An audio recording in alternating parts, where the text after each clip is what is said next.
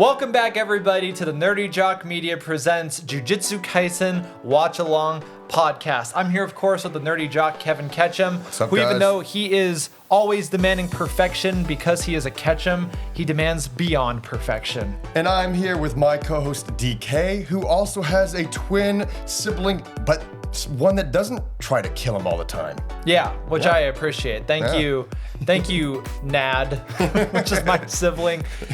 Guys, thank you so much for joining us. We've been covering season 1 of Jujutsu Kaisen, and for this episode, starting this episode, we've been listening to your feedback. We're gonna be changing up the format just a little bit, and that we're not gonna do as long of episodes. We're just gonna go one episode at a time, so we have a little bit more bite-sized episodes for people to consume instead of like an hour and a half or whatever, maybe 15 to 20 minutes per episode. And, so we can get in a little bit more detail about each individual episode. Exactly. It gives us a little bit more freedom, and it gives you guys a little bit more freedom. Just grab and go, kind of take it as a snack instead of having to have a huge steak and potatoes kind of meal. Yeah, and because I feel like this works better for this show anyway, too, because episode to episode, the tone of the show can change significantly. It's a roller coaster. If you're watching, you can see my hand. It's making the motion of a roller coaster going up and down, because that's what the show really is, right? It is, yeah. I think we talk about this a lot off pod, but yeah, you go from episodes with a ton of levity where we're getting to meet fun characters and we're laughing a lot about the situations that are occurring, to these really high stakes, dark things, and it doesn't really make sense to do 4 at a time in that, because even then the tone of this podcast is kind of just all over the place. Right. So yeah, I do think that this is the best way to go forward. So this is what, episode 17 through 20. Yeah, for our next 4 episodes, we'll be doing 17 through 20. We'll be doing 17 today, which is the Kyoto Sister School Exchange Event Group Battle Part 3. Exactly. It'll be 18, 19, 20, and then same thing till the end of the series at 23 or 24, which I haven't even finished yet. So we'll get there. So with that, follow us on social media, Instagram, X, Facebook, YouTube, all that stuff. Apple Podcasts eventually will work. We've been having a lot of trouble with the Apple Podcast. We use Podbean as our distributor. Thank you, Podbean. We love you. You're fantastic. But Apple has given us a lot of trouble. So we are live on Apple, but it's just not. It's a lot harder to find the episodes you need and look through. But either way, the first place to go is YouTube, and then search everywhere else out from there. Spotify, anywhere you want to go. Right. I mean, if you're listening on Spotify, Amazon, anything like that, I feel like the premier experience of the Nerdy Jock podcast is YouTube, because occasionally we have visuals, and once we beat these Toho copyright strikes, we're going to have full video behind us during this pod. It will get there. So without further ado, we can jump right into episode 17.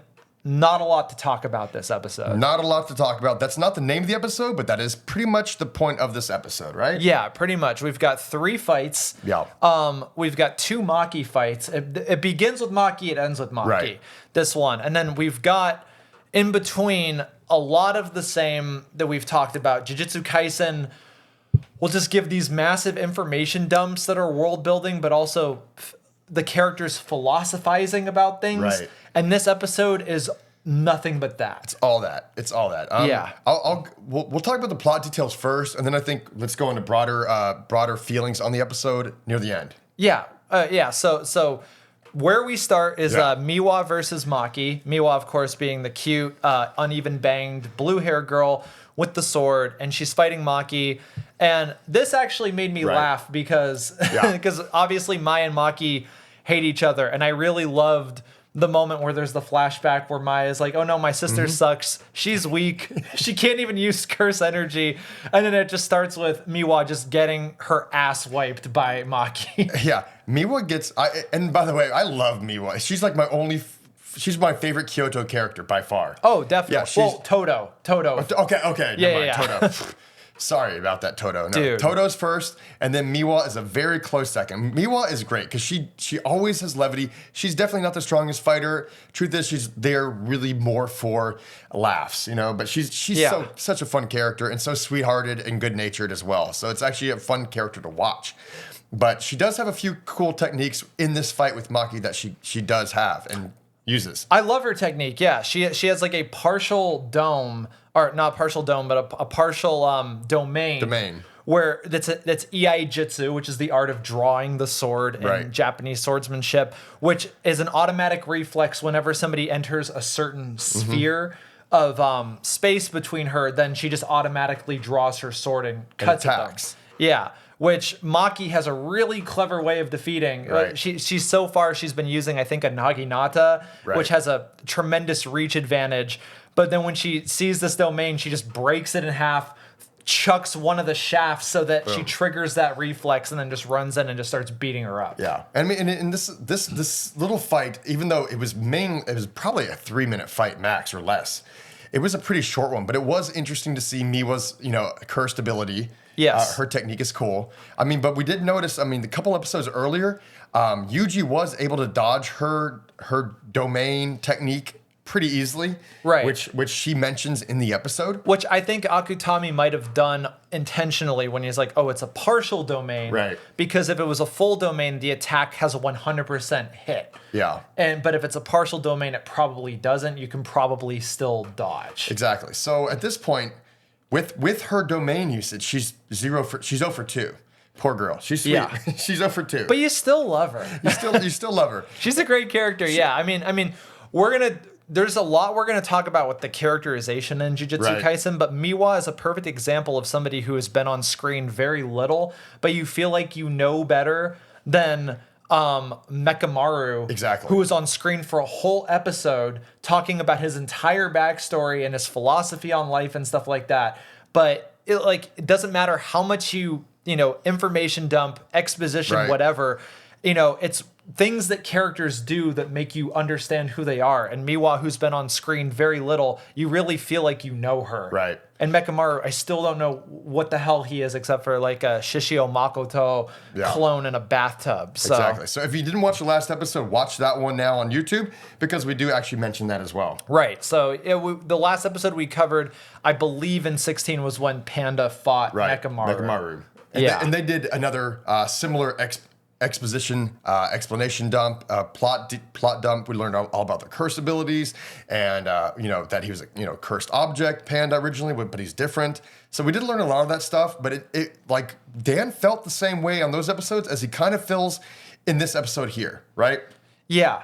I think we now know a lot of new characters, and instead of spending time with them and really getting to know them, I feel like the story is trying to shove as much information about them. It's like, here, this is everything you need to know about this character, and then they just go away immediately. And this episode was such an information dump on all levels. Yeah. Some of it was more effective than others. Like the whole thing about the way that the teachers are tracking who's winning the competition with the little charms. It's like, well, if Tokyo gets a win, it's red. It's red. If it's Kyoto, it's blue. And if it's an unidentified thing, it's red because they had to account for the fact that Maki's there and she can't use cursed energy. So that's cool. But even I feel like one of the best moments of this episode was just Gojo taunting the Kyoto people in the thing. It was such a character thing where he is, he's basically calling out May, her name is. She's the one who's the camera producer because she can project into animals.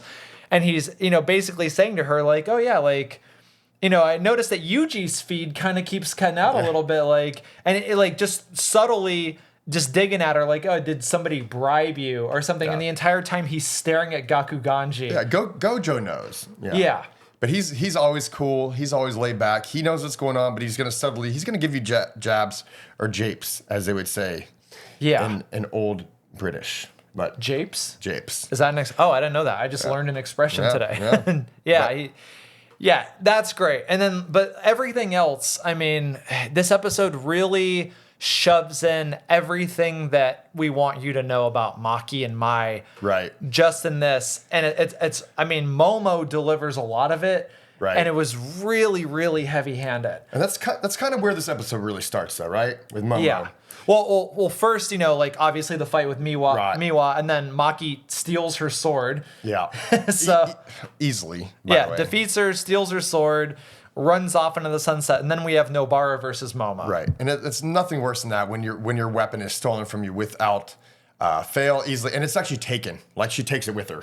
Yeah. She didn't like drop it off. Maki actually takes the weapon. So a fun point to notice that this episode was good in showing that Maki is highly underrated. We find out by the end of this episode, but even in the beginning against Miwa, you know Maki's a lot stronger than her school grade would give her. Because right now she's at a rank 4, when theoretically she should be at a high rank 2. Yes. Yeah. Miwa comments she could easily defeat a 2nd grade curse. Exactly. And that same curse level kind of goes for Jujutsu sorcerers as well, to where she should be ranked as a 2 instead of a 4. And we're gonna find a lot more about that out later with her fight with Mai.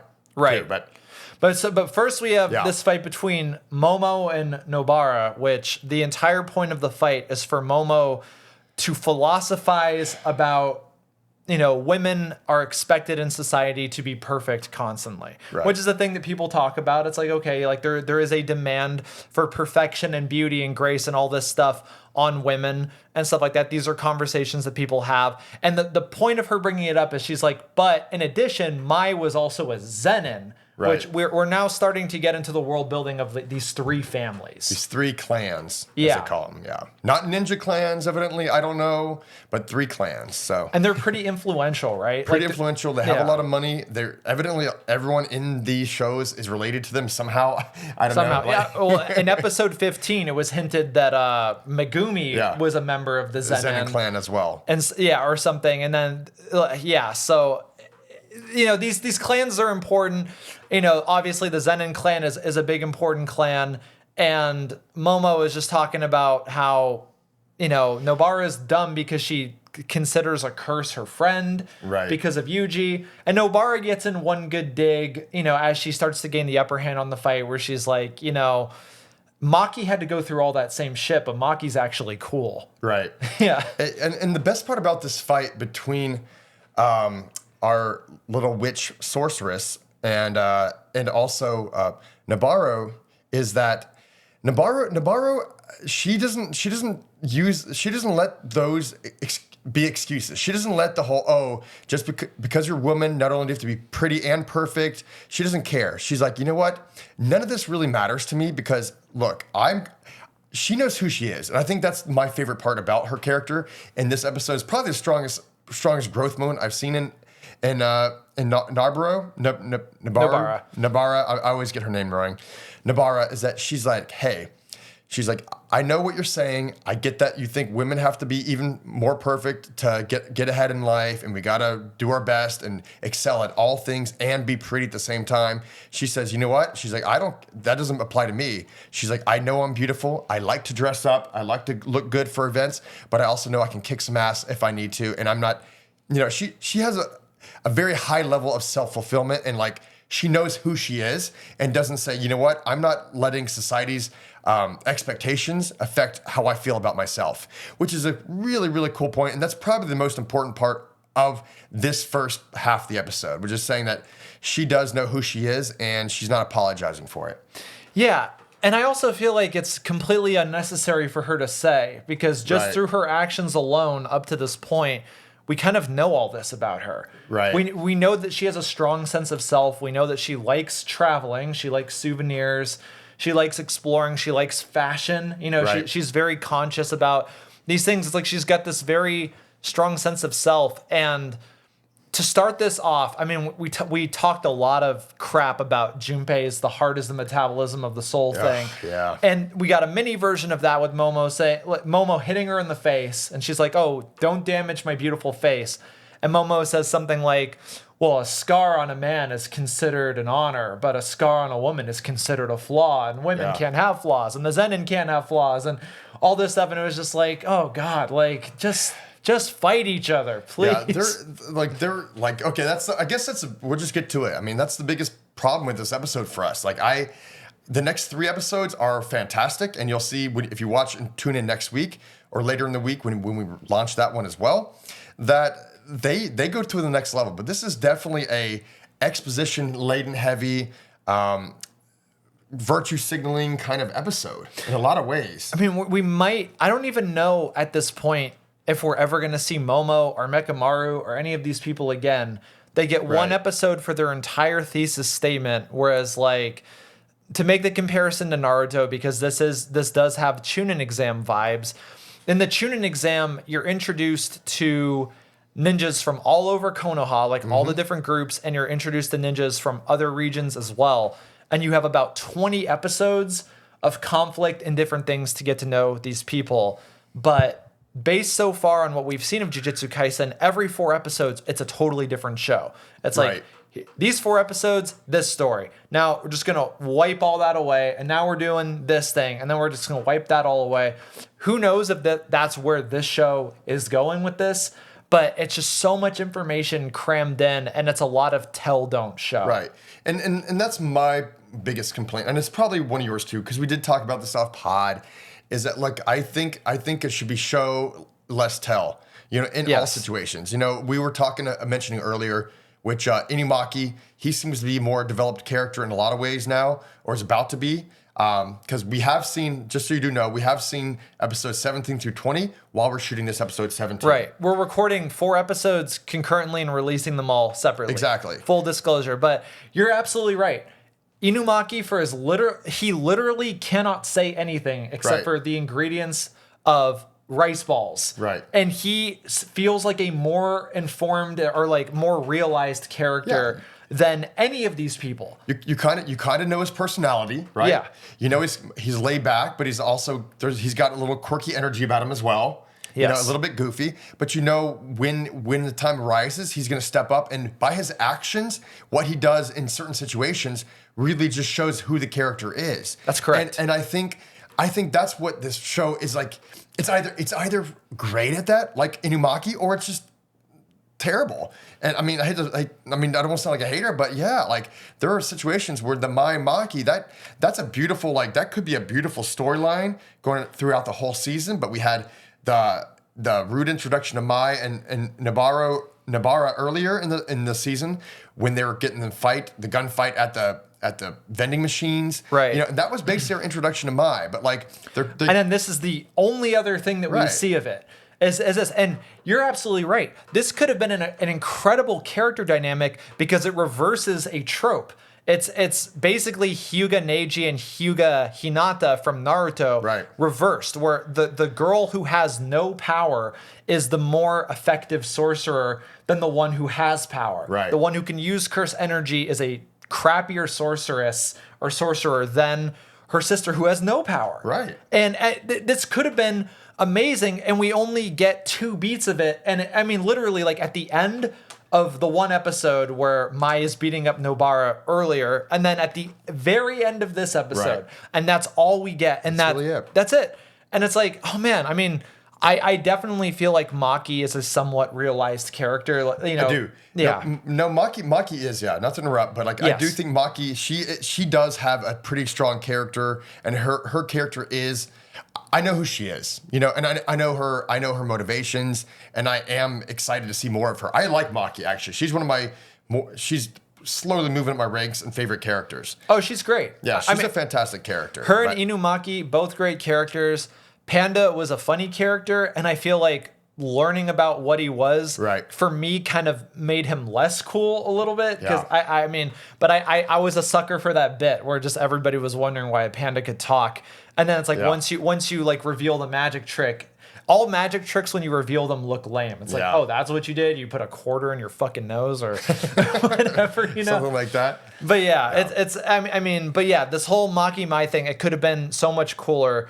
But I mean, you know, Nobara is just beating Momo up with a hammer, and then Mai shoots her with a rubber bullet, and then Maki comes in, and they start fighting, and we learn something cool, but it's just so fast. It's so fast that Mai actually doesn't want to be a sorcerer. Yeah, that was a huge shock to me, because she came in guns blazing in episode, I want to say like 6 or 7 or 8, one of the earlier episodes where the Kyoto school is introduced, and Megumi has a huge fight with Todo, and you think like, okay, there's some tension here, which obviously we're about to find out that that's not the case in a lot of situations.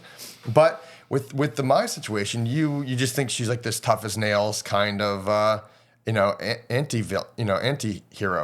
Well, it seems like there has been pride over the fact that she's from the Zenin clan and she has abilities that Maki does not. That she kind of looks down on Maki, but it's kind of the other way around. Right. Where it's like Maki was the one who was motivated to be a sorcerer, and Mai was afraid. Like she kind of had a sixth sense complex where she's like, I don't want to see these curses. These curses are scary. Mm-hmm. Yeah. And Maki, who couldn't see them, it was kind of a blessing because she's like, just close your eyes, walk with me. Yeah. You'll be fine. But then Maki, being defiant too, is like, I don't care if I can't use curse energy. I'm going to be a sorcerer. And so then Mai had to be. Right. And this is all the flashback sequence when they're probably about 7 or 8 years old. They're young. Yeah. They're young girls, twins there, and they're doing their thing. But maybe they're not twins. Maybe I'm wrong. But I don't think they're twins. But they're not like ranked clan members, right? Too like they said that they would just do chores if they hadn't decided to be sorcerers. They would have worked for the higher echelons of the family or whatever, and then have like a pretty peaceful life, which is what Mai wanted. But Maki is a firecracker. Yeah. She wants action. So Maki's awesome. Like we were talking about the fight kind of preemptively, but there is some beautiful animation between Mai and Maki. Yeah. If we're getting there right now. I would even say between Maki and Miwa too. Maki and Miwa as well. I mean, the animation is superb. Yeah. There were some great shots from like ground up, looking like underneath them running, and you saw like the trees in the background, how they're moving with the characters. It is just insane. It is such good animation that I was like, wow, even on an episode like this, which wasn't one of my favorites by any means, any stretch of the imagination, it just set the bar so high with the beautiful animation they did. Yeah, I mean, beautiful animation, just a lot of information shoved in, stuff that could have been cool. I mean, we could have found out more about people with less exposition dumps, because now it just kind of feels like Maya's done. Right. It feels like okay, like here's Mai, and now she's done. Here's Momo, now she's done. I mean, they do go through a cool series. The fight is pretty interesting between Mai and Maki. You know, besides the exposition, you do see like not just the exposition dumps, but also the fight sequence as well. Yeah, it's pretty interesting to watch because Mai thinks she has the upper hand a couple times. She fires off rounds, she misses, and then she realizes like, oh man, Maki the whole time has had the upper hand. You know, Maki is like head, like levels above Mai's level as a Jujutsu sorcerer. Right. She's the Rock Lee of the series. Yeah. I'm gonna keep making Naruto references, but yeah, she's got that weapons ability that can surpass a sorcerer with curse energy. So it's pretty cool. I mean, Mai, obviously her technique is that she can create infinite amounts of stuff. Right. It's called creation, I think. Right. Creation. Yeah. It's a cool. Or it's construction. Construction. But she can only do one a day, evidently. Like it takes a ton of cursed energy to do this technique. So essentially, her gun that she carries, it has 6 chambers or 6, holds 6 bullets. It's a revolver, and she ran out of bullets. So Maki and Mai are kind of having their last standoff of this episode. They've been fighting. Maki's physically stronger. She's tougher. She actually has extra physical strength because she has the preternatural ability, because she has no actual cursed energy. She gets her human ability is superhuman strength. Mm-hmm. Kind of like Mechamaru, that guy. He has no physical strength, so he has exceptional levels of cursed energy strength. Right, and she might have that physical strength too, partially because of her family. Because there is that mystery where Megumi in the first episode, when he notices that Yuji was strong without cursed energy, he's like, maybe he's like Zenin senpai or whatever. Okay. And we now know that he was referring to Maki. So yeah, I mean, and we still don't know. You kind of were like, did Yuji come from a cursed family or something? And one of the commenters was like, that's a really good guess. So we still don't know what that means. We will find out eventually. Yeah, but that's basically this episode. That's it. We could wrap it up. We had a cute little Jujutsu stroll, or Juju stroll, where Miwa sneaks into the kitchen and steals some ramen, and then she's taught how to put milk in the ramen to make it better. And I was like, that seems like it could be good, but also kind of disgusting. Made a kind of curry-ish flavor. I wish I knew that technique in high school when I had a lot of ramen, instant ramen. I was eating that. I might have been too scared to try it. Milk and ramen, it just conceptually sounds a little weird, but I mean, hey, maybe it's delicious. No, so me and my, I'll let you know, me and my just a little inside baseball here in high school. I don't look it, but I'm total nerd. Me and my nerdy anime friends, we would all meet in the computer lab for lunch because we didn't eat with the normal kids or the cool kids, whatever. So the professor would actually let us come in there and like use a microwave and stuff, and we make our own instant ramen and like read manga and look at stuff like that too. So that's awesome. That's a pretty cool. So shout out to the IT computer professor who let us actually spend our lunches in the room enjoying delicious ramen.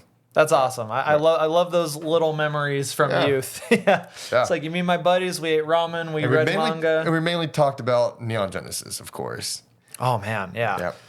A lot to talk about with Neon Genesis. But anyway, that's this episode. A bit of a disappointment for both of us. But again, you got to remember from the last episode, we were coming out of the Junpei arc. Right. Which was heavy as hell. Heavy, and Mahito's cool domain. I mean, a lot of really cool techniques. Sukuna got involved finally. That guy's barely in the season 1.